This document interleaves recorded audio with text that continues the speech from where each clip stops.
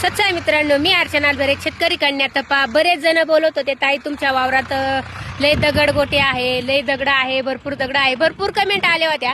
तर मित्रांनो आज आपण मशीन लावलेलं आहे दगड गोळा करण्यासाठी. तर एवढं दगड गोळा करून झालेला आहे आणि इकडे दगड गोळा करायचे राहिल्यात. तर ऊन पण भरपूर लागतंय, इतकं लागतंय ना तर सहन व्हाय ना, जीवाची अशी लाई झाली.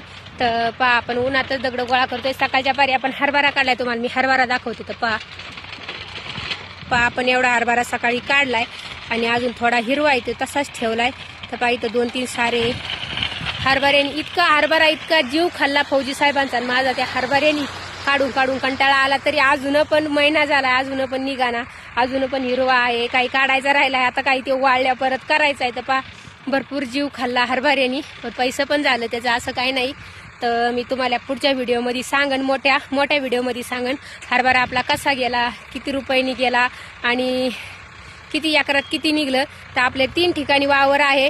इथं एकर आहे, इथं 1.25 एकर आहे, वरती एकर आहे आणि तिकडं वरती गेलं का 3 एकर आहे. म्हणजे असं 3 ठिकाणी आपली शेती आहे. तर तुम्हाला मी सांगन एकर भरात किती झाला आणि 2 एकरामध्ये किती झाला. तर तर चला, तुम्ही बरेच जण कमेंट आलते की दगड लई म्हणून.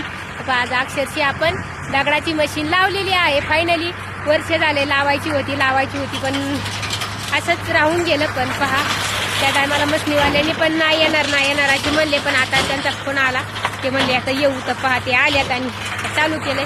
तर चला, कसं आहे